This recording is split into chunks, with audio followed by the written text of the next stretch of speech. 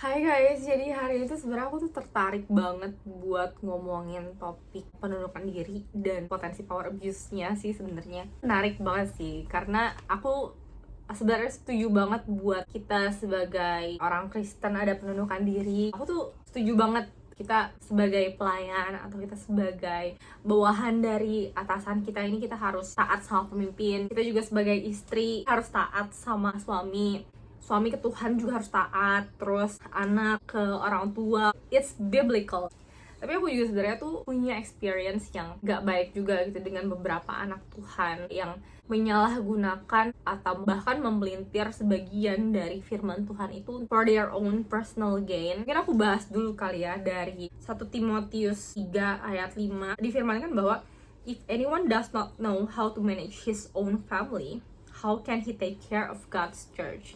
Konteksnya itu adalah family sebagai training groundnya yang dari Tuhan gitu. Apakah seseorang itu bisa atau nggak sih jadi seorang pemimpin, atau bahkan dia bisa nggak sih jadi servant? Karena kalau misalnya family itu nggak beres, gimana nanti keluarnya jadi apa gitu kita di masyarakat sekitar kita, mau jadi apa kita nanti ketika kita udah masuk ke pelayanan, mau jadi apa nanti ketika kita udah dipercayakan sama Tuhan posisi yang lebih dari Tuhan di pekerjaan kita gitu. Aku tuh sebenarnya pengen banget bahas terkait dari dulu tuh aku sering banget ngedenger bahwa kita sebagai pengikut harus ada penundukan diri. Aku setuju banget sama penundukan diri, itu biblical. Tapi jarang banget dibahas tentang karakter pemimpinnya. Ada beberapa kali gitu, tapi jarang banget dibahas terkait tanggung jawabnya apa sih sebagai pemimpin ke orang-orang di hierarki yang ada di bawah kita gitu loh. Aku melihat itu sebagai peluang di mana orang-orang yang dengar doktrin, ngerti nggak ngerti taat sama pemimpin, itu harus blindly follow their masters aja. Sebenarnya memang istri itu harus tunduk pada suami, anak-anak harus tunduk pada orang tua.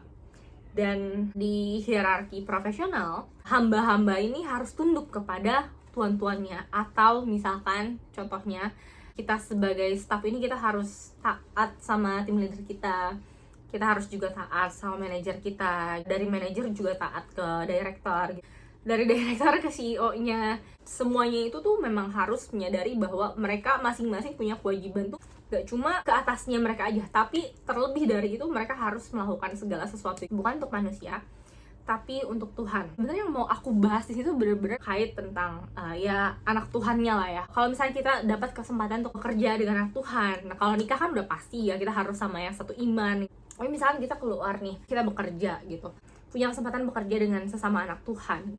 Ada beberapa anak Tuhan yang nggak itu di gereja, nggak itu di dunia profesional, lupa juga gitu bahwa tanggung jawabnya mereka itu sama Tuhan gitu loh. Bukan cuma nuntut orang yang di bawah ini ngerti nggak ngerti taat gitu.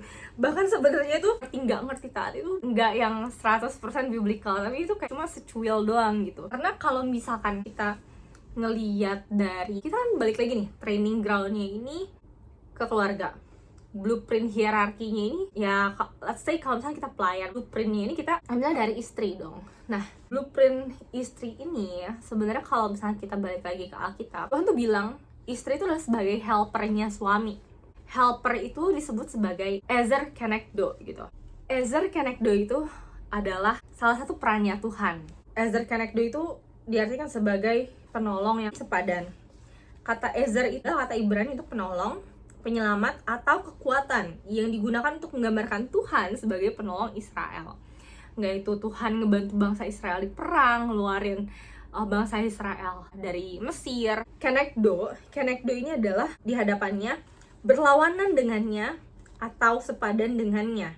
Menunjukkan keseimbangan, kesetaraan, bukan oposisi negatif. Jadi makna keseluruhannya itu adalah perempuan diciptakan sebagai mitra yang setara, kuat, dan saling melengkapi, bukan sekadar pembantu aja dalam konteks partnership-nya ini. Kalau tadi kita balik lagi ke definisi ezer kenegdo ini, dari kata kenegdonya aja, hadapannya, berlawanan dengannya, atau sepadan dengannya. Jadi pikirannya ini tuh mungkin akan ada sebuah oposisi yang berbeda gitu loh dari perempuan sebagai penolong yang sepadan. Tapi kalau misalkan aku balik lagi pikirin ini kayak di konteks keluarga kecil aku bersama dengan suami aku, kita melihat suatu masalah, aku akan biarkan suami aku punya pandangan dia sendiri, dan aku pun punya pandanganku sendiri. Suamiku pun akan mendengarkan dari aku punya pandangan yang berbeda dari sisi suami aku gitu. Tapi dari situlah kita saling melengkapi. Ketika kita mau nge-decide sesuatu, kita akan berdiskusi. Mungkin memang ada beberapa perbedaan pendapat gitu, tapi ketika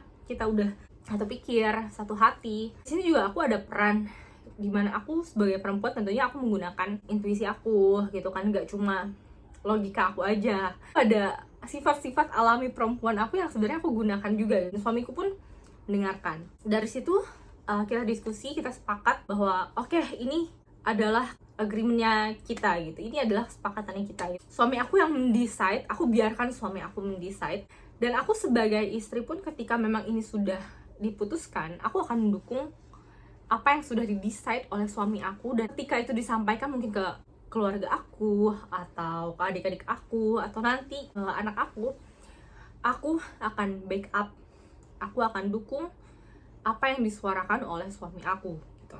Aku nggak akan menjelekkan yang sudah suami aku sampaikan. Itu adalah tugasku untuk menghormati suami aku, dan aku pun juga harus mendukung untuk orang-orang yang ada di sekitar suamiku untuk menghormati dia gitu.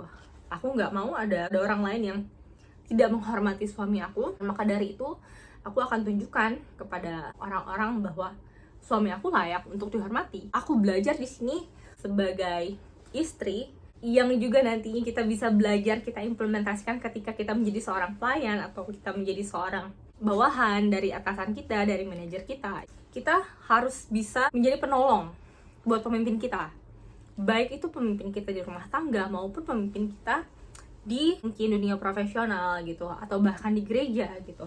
Berdiskusilah. Oke, nggak apa-apa kita punya perbedaan pendapat di awal, tapi in the end harus tetap satu pikiran dan satu hati, supaya nanti ketika kalian ngejalaninnya bisa satu suara. Dari kata kenegdo ini, atau bahkan against ya, perbedaan opini itu tuh bisa jadi tambahan wawasan untuk pemimpin kita gitu. Ngerti kan ya?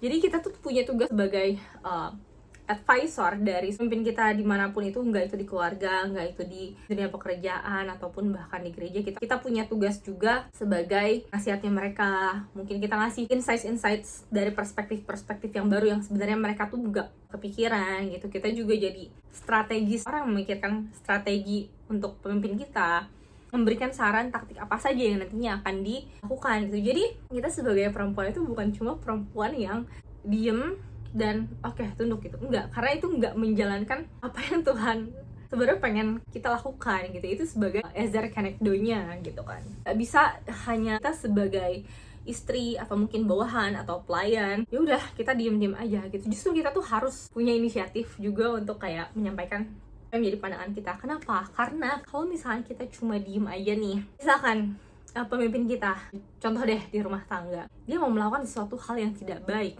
dan kita cuma diem aja nih, ya udahlah terserah dia, karena udah kan dia pemimpinnya, gue juga bisa apa lagi. Kita tuh akan menjadi seorang enabler suami kita melakukan hal yang tidak baik atau bahkan tidak kudus lah ya. Maka dari itu sebenarnya tugas kita sebagai ezer kenegdo itu artinya di hadapannya, berlawanan dengannya, dan juga sepadan. Itu maksudnya adalah punya pandangan yang berbeda. It's okay if you have different opinions than the leader. Aku yakin perempuan di Amsal 31 pun itu adalah perempuan yang pastinya takut akan Tuhan. Kedua, dia adalah seorang perempuan yang cerdas, bekerja keras, dan juga melayani seluruh isi rumahnya. Maka dari itu sebenarnya perempuan Amsal 31 itu sangat berharga. Kalau di rumah tangga kita, di training groundnya kita, di family-nya kita, ketika kita udah punya blueprint, kita udah berhasil di family kita, training groundnya kita, untuk kita implikasikan lagi ke dunia luar, itu akan lebih mudah lagi. Dan kita jadi belajar juga dong tentang gimana nanti kita jadi staff dari manajer kita. Nah, fun fact-nya, belajar mengenai hal ini, kita yang sebagai seseorang yang ada di hierarki lebih bawah harus punya pikiran yang kritis. Selain dari aku belajar dari firman Tuhan, aku pernah belajar dari manajerku dulu gitu. Karena aku tuh dulu dididik dari gereja yang nggak ngerti taat sama pemimpin. Jadi aku tuh tipe yang kalau misalnya pemimpin aku bilang A, ya udah aku A gitu, tanpa aku berpikir kritis. Jadi aku nurut aja manajer aku mau ngomong apa. Oke, gitu. Tapi sampai suatu saat manajer aku tuh sebenarnya bilang, untungnya ini nggak pas lagi evaluasi sih, Sas, kalau misalnya gue ngomong apa, jangan langsung diiyain ya, tapi gue juga mau lu juga kritis. Gue mau lu tuh ngasih tahu insight lu apa gitu loh. Jadi jangan cuma yang langsung iya aja gitu tanpa berpikir kritis gitu. Dari situ gue belajar, oke, yang gue lakukan adalah oke, kalau misalkan emang ada apa-apa, gue berusaha untuk kasih masukan dari gue gitu. Dan aku pun kerja sama manajerku pun lebih enak gitu, karena bisa menyampaikan apa yang sebenarnya aku lihat dari perspektif aku. Aku tau lah manajer aku, dia nge-handle gak cuma satu project aja. Aku yang lebih mendalami di project ini tuh, aku bisa ngasih insight kondisinya dari semua data yang udah kita dapat. Ini yang bisa aku simpulkan dari kliennya, ini infonya seperti ini.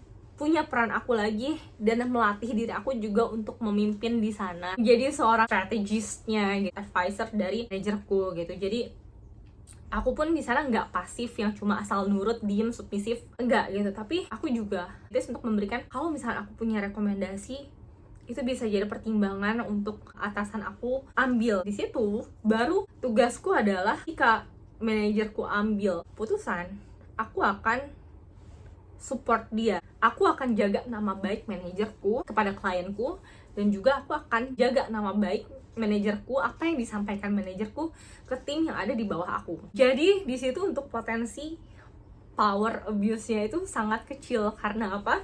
Ada yang berperan juga sebagai Ezer Kenekdo yang menjaga untuk sesuatu tuh gak keluar batas, dan aku gak jadi enabler. Kalau misalkan ada suatu hal nih yang aku tahu nih kayaknya ini buruk, aku tidak akan membiarkan itu terjadi. Karena ada peran aku di sana. Aku sudah sampaikan nih pendapat aku seperti itu. Balik lagi ya, kalau misalnya kita tarik lagi konteksnya ini ke rumah tangga. Misalkan ada case nih, si istri bukan istri yang cuma kayak submisif aja gitu, tapi juga dia kritis, dan dia gunakan peran sebagai istri dengan sifat-sifat alami yang memang sudah Tuhan ciptakan di dalam diri seorang perempuan itu. Baik itu perasaannya yang lebih dalam, baik itu intuisinya yang lebih tajam.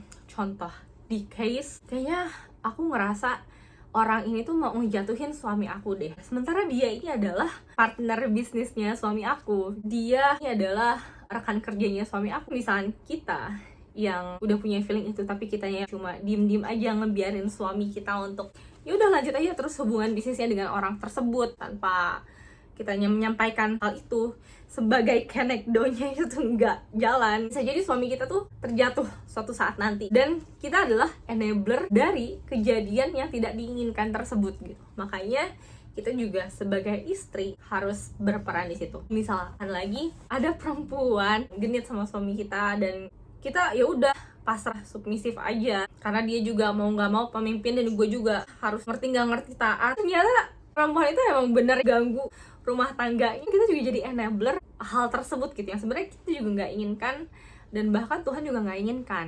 Itulah makanya sebenarnya peran dari perempuan sebagai penolong yang pada dibutuhkan di sana. Bukan berarti kita tuh harus jadi orang yang diem-diem aja tanpa ngomong sesuatu. Peran suami itu jadi lebih disempurnakan lah ya gitu. Disempurnakan dalam hal apa? Suami juga bisa lebih mencintai istrinya dengan mau mendengarkan apa yang menjadi pendapat istrinya.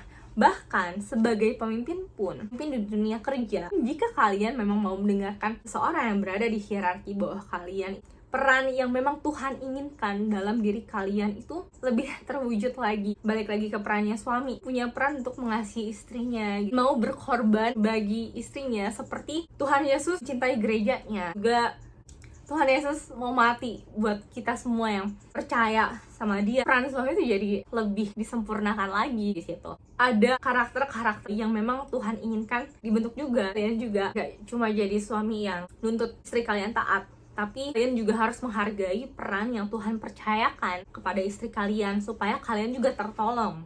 Dan kalau misalkan nanti ada hal-hal yang tidak diinginkan, itu tuh ya kalian udah ngedengerin duluan dari istri kalian. Sama halnya juga kayak di pemimpin korporat, bisa juga nih ngedengerin bawahan kalian gitu. Kenapa? Karena misalkan aku deh di bawah kalian gitu, kalian harus belajar untuk mendengarkan mereka gitu. Siapa tahu kita yang lebih atasnya itu karena kita apa ya, dengan segala beban kita yang aku paham banget sebagai pemimpin, misalnya sebagai manajer atau director, pikirannya itu pasti lebih meluas lagi gitu, nggak cuma mikirin kayak di satu operasional atau satu project aja gitu kan. tapi bawahan kalian yang lebih mendalam itu lebih paham gitu. Dan ketika kalian nggak mendengarkan itu, akan ada beberapa resiko-resiko yang sebenarnya tuh bisa dicegah, tapi karena kalian tidak mendengarkan jadinya anyway terjadi aja gitu kan. Itu juga akan menyempurnakan karakter kalian di dalam Kristus.